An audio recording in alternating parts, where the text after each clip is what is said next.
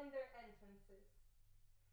And one man in his time plays many parts, his acts being 7 ages.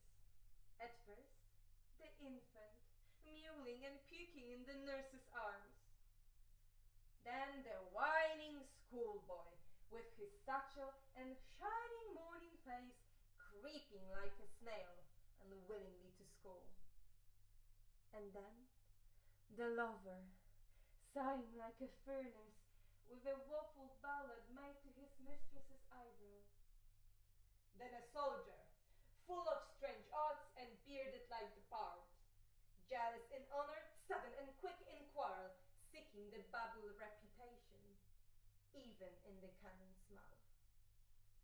And then the justice, in fair round belly, with good cape and line, with eyes severe and beard of formal cut, full of wise saws and modern instances.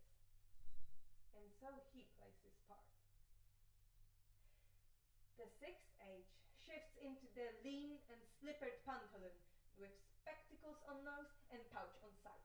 His youthful hose, well saved, a world too wide for his shrunk shank, and his big manly voice, turning again toward childish treble, pipes and whistles in his sound.